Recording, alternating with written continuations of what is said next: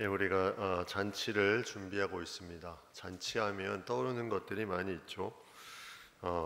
사람들이 일단 많이 오고 또 화려한 장식들, 먹을 것들, 또 선물, 공연, 뭐 여러 가지가 잔치에 있습니다. 요즘에는 잔치에 항상 영상도 틀어주면서 이렇게 지내왔던 세월들을 보여주기도 합니다. 근데 잔치가 끝나면 이제 잔치집에 모든 것이 다 정리가 되고 이제 잔치집이 더 이상 잔치집이 되지 않죠. 보통 잔치는 그 장소와 그 시기가 일회용으로 다 마무리가 됩니다. 그 다음에 뭐 다른 잔치가 있을 수는 있지만, 근데 하나님 나라의 잔치는 일회용이 아닙니다. 한번 들어간 잔치는 그 잔치에서 누릴 수 있는 잔치의 기쁨을 영원토록 누릴 수 있는 놀라운 잔치입니다. 본문에는 이 잔치에 대한 비유의 말씀이 나옵니다. 잔치에 청함을 받은 자는 많은데 거기에 대한 다양한 반응들이 나타나고 있습니다. 우리도 잔치에 청할 때 보면 다양한 반응들을 볼 수 있잖아요. 그러한 다양한 반응들이 오늘 본문에도 이 비유 가운데 나타내주고 있습니다. 하나님 나라에 대한 부분에 이 잔치에 대한 비유를 말씀하실 때 먼저 한 사람이 이러한 말을 했습니다. 하나님의 나라에서 떡을 먹는 자는 복되도다. 하나님 나라에서 떡을 먹는 자는 복되도다. 이 말에 예수님께서 이제 큰 잔치의 비유를 통해서 하나님 나라에 대해서 말씀을 하고 있습니다. 여기는 누리지 못한 많은 놀라운 것들이 이 잔치 가운데에 있습니다. 세상에서 벌이는 잔치와는 다른 잔치죠. 오늘 본문의 앞에 보면 세상에서 벌이는 잔치는 너에게 갚을 수 없는 사람을 초대해라 이렇게 말하고 있습니다. 그것이 너에게 복된 것이다. 그들이 갚으면 그것이 복이 안 되기 때문에 갚을 수 없는 사람을 초대해라. 그런데 하나님 나라의 잔치는 그런 제한이 없습니다. 모든 사람들에게 열려 있습니다. 그 사람들이 어떠한 모습으로 있든지 모든 사람들에게 열려 있는 것이 하나님 나라의 잔치입니다. 그것을 통해서 하나님 나라의 놀라운 것들을 나누길 원하는 것, 이것이 잔치의 핵심입니다. 이 잔치에 이제 많은 일들이 이루어지고 있는데 오늘 잔치의 내용을 보면 그렇게 어려운 본문은 아닙니다. 내용상으로 이러한 사람들은 거절했고 이러한 사람들을 다시 오라고 했구나. 상당히 쉬운 본문인데 그 안에 있는 의미는 상당히 깊고 난해한 부분들이 있습니다. 하나님께서 초청한 사람들의 그런 모든 대상을 보편적인 사람이다. 모든 사람들, 계속해서 이동하면서 초청한 사람들을 보편적인 구원의 역사 가운데 하나님의 복음의 메시지를 들을 수 있는 모든 사람들을 지칭하는데 거기에 대한 반응은 제각각 다 자신의 어떤 모습을 통해서 다르게 반응하고 있다는 거죠. 그러함에도 그 잔치에 들어온 사람은 그 잔치를 계속해서 누릴 수 있는 놀라운 특권을 가지게 된다는 것입니다. 저는 청년 시절에 이 잔치에 대한 기쁨을 알게 되었습니다. 제가 모태신앙이라 교회는 계속해서 어릴 적부터 다녔지만 그게 이제 다녀야 되기 때문에 다닌 그런 신앙이었습니다. 그러다가 이제 고등학교를 졸업하고 대학교 입학이 확정되고 나서 이제는 놀아야 되겠다. 이제는 자유롭게 이제 자유인이 되었다 하면서 놀려고 하는 그 순간에 이제 같이 고등부 활동을 했던 애들이 수련회를 간다는 거예요. 그래 너희는 가는구나 생각했죠. 근데 또 그 선배들이 와서 수련회를 한다고 그때가 한 2월쯤이었던 것 같은데 수련회를 한다고 꼭 와야 된다고 그렇게 얘기를 했습니다. 난 지금 그런 곳을 가지 않고 놀려는 결심이 있기 때문에 저는 못 갑니다. 근데 이제 저희 위에 형님이 또 청년부에 열심히 다녔기 때문에 형님이 또 권합니다.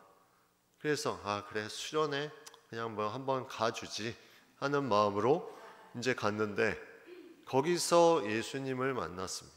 인격적으로 만나서 그러니까 대학교 입학하기 전 첫 수련회, 그러니까 대학 청년부 수련회에서, 그전에는 그냥 형식적으로 다녔던 신앙에서 그때 잔치에 들어간 거죠. 그 들어가서 거기서 이제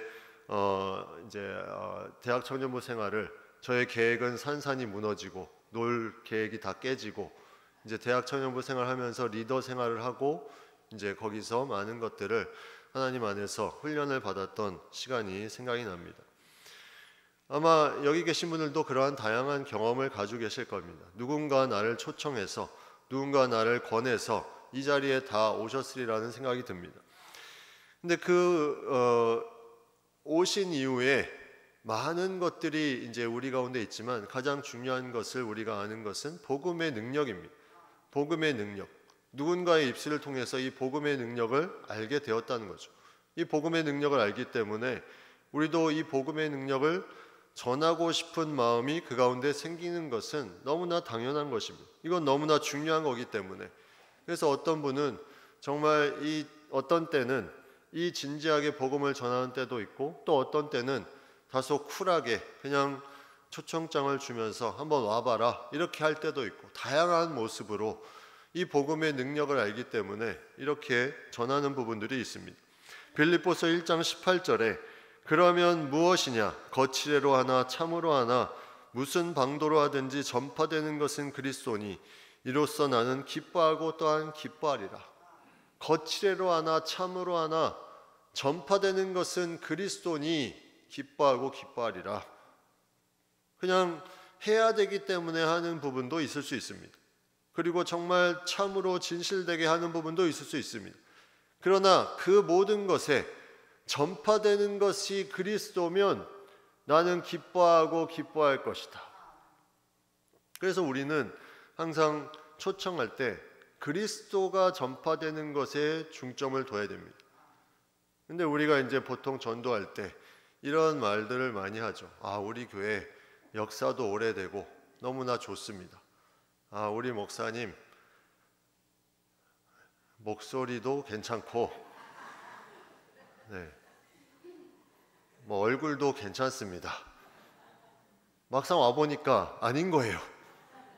교인들은 눈도 이렇게 낮구나 이렇게 생각하면 안 되니까 우리가 교회 이렇게 말하는 게 더 좋겠죠.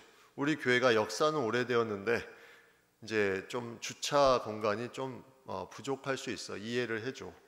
우리 목사님 그냥 좀 까칠하고 그냥 좀 뭐 생긴 것도 그냥 그런데 한번 와서 들어봐. 예배도 한번 참여해보고 그러면 인생의 중요한 부분이 알게 될 가능성이 엄청나게 많으니까 이런 부분들. 그리고 더 나아가서 아이 메시지로 전하는 겁니다. 나 같은 사람도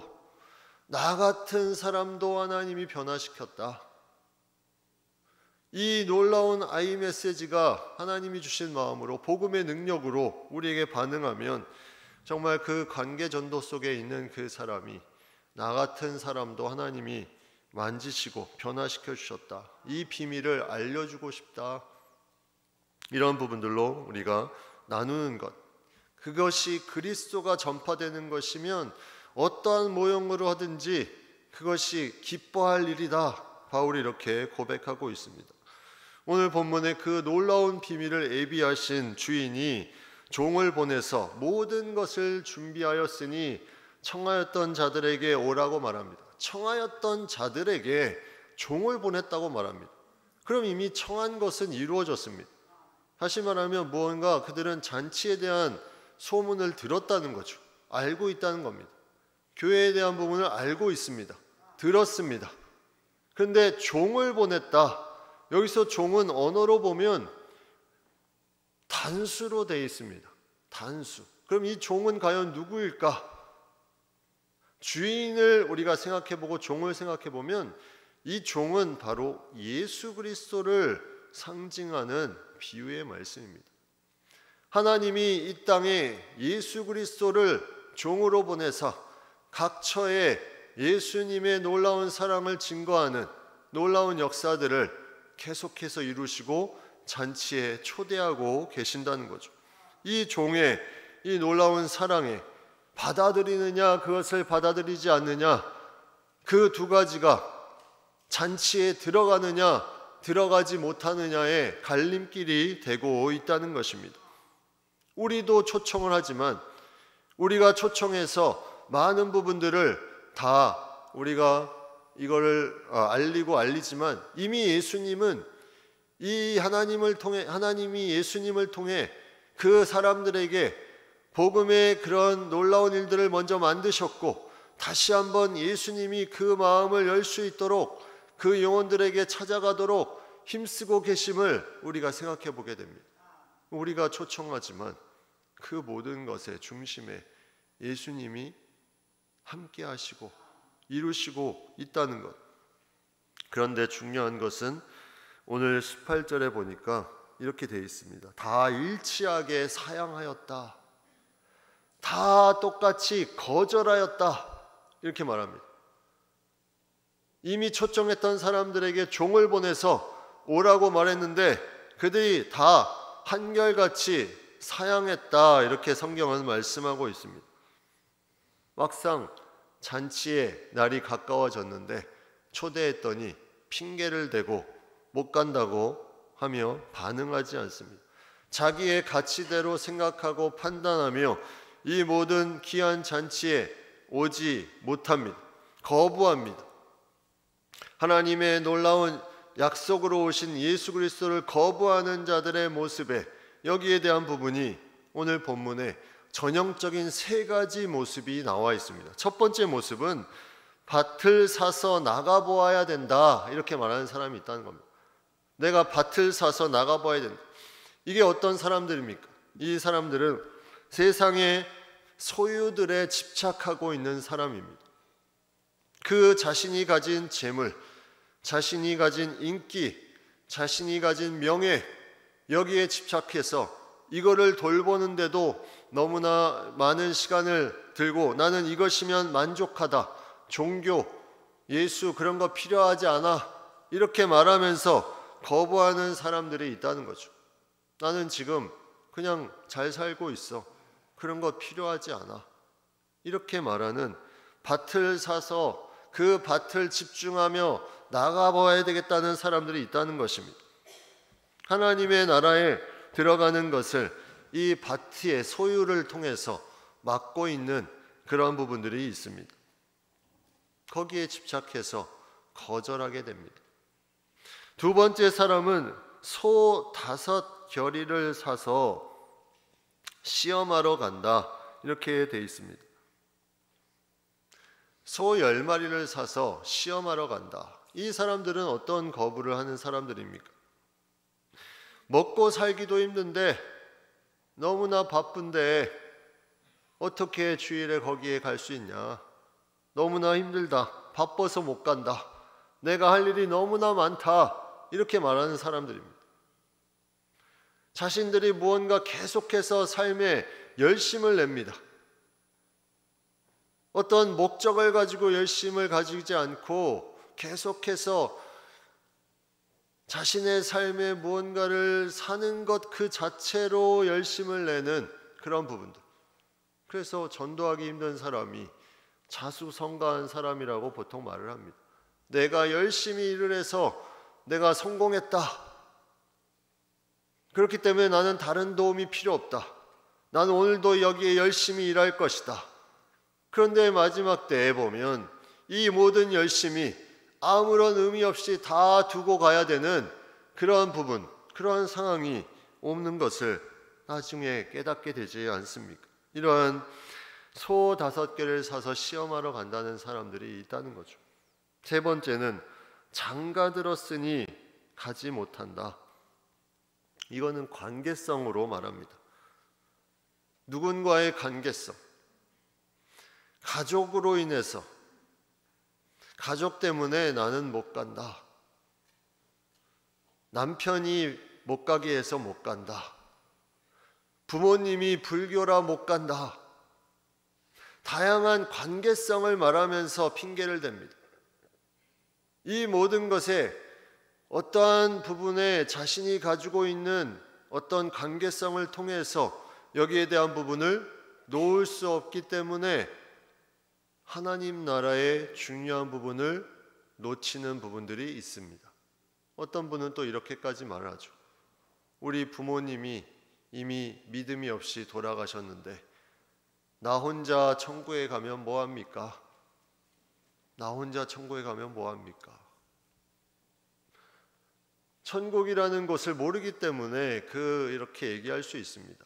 천국은 가족 간의, 우리 사는 이 가족 간의 관계성과는 차원이 다른, 그 안에선 모든 사람들이 하나의 가족으로 관계성을 가지고 있는데 이것을 같은 선상으로 바라보기 때문에 생각할 수 있는 그런 착각입니다. 그런 어떤 고차원적인 핑계, 관계성을 통해서 가지고 있는 핑계가 잔치에 들어가는 것을 막을 수 있다는 거죠. 그러한 세 가지 이유, 오늘 본문에 나와 있는 소유나 자신이 바쁜 일상, 관계성, 이것이 내가 초청한 사람들이 가지 못하는 해당 사항이 될 수도 있고, 이외에도 다른 이유가 있을 수도 있습니다. 오늘 본문에 이 사람들은 이러한 이유 때문에 초청의 순간에 오지 않습니다. 그런데 생각해 보면 나도 그랬습니다. 나도 누군가 초청하면 나 지금 놀아야 돼, 바빠. 나 지금 딴 거 더 중요한 거 해야 돼. 나 지금 사람 만나고 그 사람과의 관계가 중요해. 이러면서 우리가 거절했던 시간이 있지 않았습니까? 그런데 왜 이 자리에 있을까? 왜 이 자리에 와 있을까? 누군가 계속 기도하고 더 간절하게 우리에게 접근했다는 겁니다. 누군가 더 그 마음을 더 쏟아줬다는 것입니다. 그 복음의 능력이 더 확실하기에 그 사람을 통해서 우리의 마음을 움직이는 성령의 놀라운 역사를 기도를 통해서 함께 해줬다는 것입니다. 오늘 본문에 그 주인의 마음이 느껴져야 됩니다. 이렇게 청했는데, 종을 보내서 청했는데 반응하지 않습니다. 그래서 주인이 어떻게 했냐면, 집 주인이, 잔치를 벌인 집 주인이 노했다고 성경에 나와 있습니다. 거룩한 초대에 아무런 자격이 없는 사람들을 하나님이 불렀는데 많은 이유를 대고 그 잔치에 나오지 않은 사람들에게 이 주인이 노했다, 이렇게 표현하고 있습니다. 왜 노했을까? 이거는 그냥 분노가 아닙니다. 영혼에 대한 사랑, 영혼에 대한 간절함, 자기 아들을 십자가에 내어주기까지 이 모든 사랑을 부어줬음에도 반응하지 않는 그 영혼들에 대한 안타까움으로 그런 화가, 분노가 나신 겁니다. 하나님 나라에 놀라운, 하나님만이 가질 수 있는 영혼에 대한 안타까움에 그 노를 바라고 계신 것입니다. 너 자격 없는데, 내가 이 잔치에 초대했는데 왜 반응하지 않니? 왜 오지 않니? 그래서 주인이 이렇게 말합니다.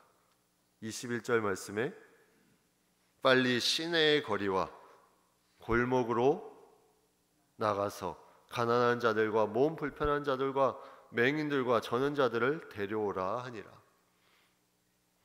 이제 가까운 데서 좀 더 나가서 시내의 거리와 골목으로 나가서 가난한 자들, 몸 불편한 자들, 맹인들, 저는 자들을 데려오라. 외적으로 이상이 없는 자들, 이후에 좀 힘들고 어려운, 외적으로 어려운 자들을 데려오라고 합니다. 근데 이거를 잘못 생각하면 구원의 순서가 있구나, 이렇게 생각할 수 있지만 이건 그런 의미가 아닙니다.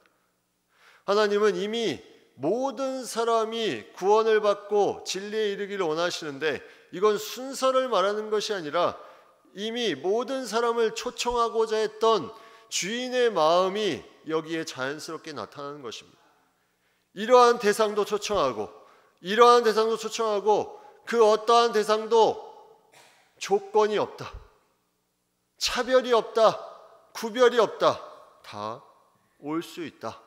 순서가 아닌 하나님의 주권적인 부르심이 이 안에 담겨져 있습니다. 모든 자들에게 구원의 역사는, 하나님의 구원의 잔치에 참여하는 것은 열려져 있다는 거죠. 그 모든 것에 반응하는 것이 바로 우리가 하나님 앞에 간구하며 또 성령께서 그 사람을 움직여 주시도록 기도해야 되는 부분임을 오늘 말씀을 통해서 깨닫게 됩니다. 행위나 공로로 인해서 잔치에 들어가는 것이 아니라는 겁니다. 내 자격, 나의 외적인 어떤 조건, 나의 상황, 이것이 잔치에 들어가는 것이 아니라 그 모든 것이 다 없을지라도 세리나 죄인 같은 그러한 영혼들의 친구가 되었던 예수님처럼 많은 영혼들, 모든 영혼들에게 동일하게 초대하고 있다는 것입니다. 그래서 22절에 종이 이르되 주인이여 명하신 대로 하였으되 아직도 자리가 있나이다. 하나님의 구원의 역사, 아직도 자리가 있다. 아직도 구원받을 많은 사람들이 있다. 모든 사람들이 다 이 잔치에 초대받고 아직도 사람들이 남아있다. 택한 모든 백성들이 마지막 때까지 계속해서 주님 앞에 잔치에 들어올 때까지 함께 나아가 초청하고 그들을 위해서 기도하는 것. 자리가 있으니 이제는 길과 산울타리가까지 나가라고 말합니다. 이제 더 나갑니다. 시내와 골목에서 길과 산울타리까지 이제 나가면서 이제 그들을 데려다가 강건하여 집을 채우라 말씀하고 있습니다.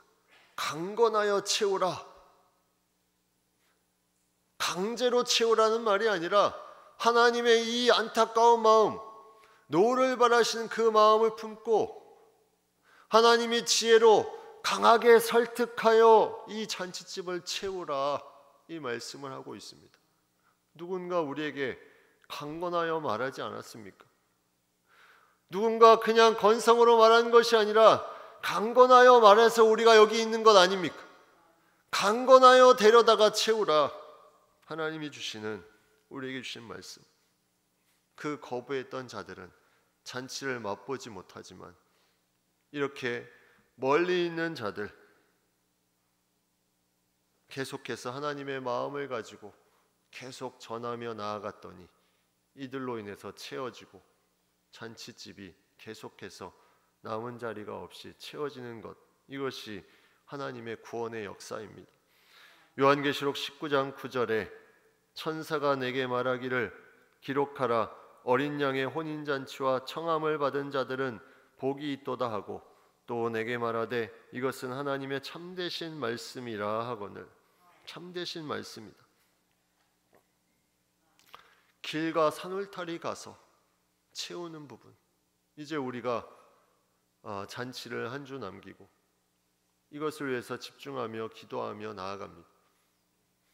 제가 차를 타고 가다가 이제 앞에 사람이 있어서 보통 급하면 크락션을 울려서 비켜달라고 하는데 이제 그냥 가만히 있었습니다. 차가 시간도 있고 해서. 했더니 이분이 어느 순간에 뒤에 차가 오는 걸 딱 알았던 거예요. 그래서 쫙 그 차를 보는 순간에 옆으로 비켜서면서 차를 보고 씩 웃습니다. 그 웃음의 의미가 고맙다는 웃음이죠. 나를 기다려줘서 고맙다. 저도 웃었죠. 이제 뭐 차 유리 때문에 보였는지 모르겠지만, 근데 그때 하나님의 마음이 이분들도 오늘 본문을 생각하면서 떠오르는 게 길과 산울타리 있는 사람이 아닐까. 그때 초청장을 있었으면 드리고 싶은 마음이 있었는데, 그래서 그 이후로 제가 초청장을 어디 가나 이제 하나씩 들고 다닙니다. 그래서 어디에 가든 뭐 식당을 가든 우연히 만나는 사람들이 갑자기 올 수도 있다는 거죠. 구원의 역사가 우리가 그동안 품었던 사람들도 중요한 하나님의 마음을 우리가 전해주고 있고, 또 그렇지 않은 사람들도 그 가운데 하나님의 놀라운 역사가 있기 때문에 그 모든 것에 하나님의 청함을 받은 자들은 복이 있도다. 이 말씀을 의지하면서 나아가는 것이 우리에게 너무나 중요한 부분임을 우리가 생각해 보게 됩니다. 마태복음 25장에 열처녀의 비유가 나오죠. 거기에 천국은 마치 등을 들고 신랑을 맞으러 나간 열처녀와 같다 이렇게 말씀합니다. 열처녀의 상황. 그런데 중요한 건 모든 사람들이 신랑과 함께 혼인잔치에 들어가지 못합니다. 준비되지 않은, 기름을 준비하지 않은 5 처녀는 그 기름을 준비하는 사이에 그 모든 잔치의 문이 닫혀버립니다. 마태복음 25장 10절 말씀에 그들이 사러 간 사이에 신랑이 오므로 준비하였던 자들은 함께 혼인잔치에 들어가고 문은 닫힌지라 이렇게 말합니다. 문이 닫히기 전에 우리가 준비를 같이 해줄 수 있는 부분이 필요합니다. 문이 닫히면 이제 더 이상 들어갈 수가 없다는 거죠. 그래서 강건하여 데려다가 그 집을 채우라고 말씀하시는 겁니다. 문이 닫히기 전에 준비할 수 있도록 우리에게 그 마음으로 우리가 기도하며 나아가는 것입니다. 우리가 복음을 전하며 우리가 나누는 것입니다. 하나님은 우리 모두에게 이 잔치를 누릴 수 있는 기회를 주셨습니다. 우리가 이 잔치를 누리고 있습니다. 이 잔치를 함께 누리자. 이 잔치는 들어오면 영원토록 누리는 잔치다. 함께 누리자. 이 잔치의 놀라운 고백을 우리 자신이 깊이 가지고 있다면, 우리가 이 잔치를 누리고 있다면 우리는 이 말을 확신을 가지고 담대하게 나아가서 전할 수 있습니다. 우리의 잔치의 이 누림의 기쁨, 이것이 우리 가운데 정말 하나님이 주신 기쁨으로 이것이 가득 차 있다면 이것을 통해서 우리는 이것을 자연스럽게 주변에게 퍼뜨리며 아무개야 잔치를 함께 누리러 가자. 하나님이 주신 마음, 이 마음이 우리 안에 있기를 바랍니다.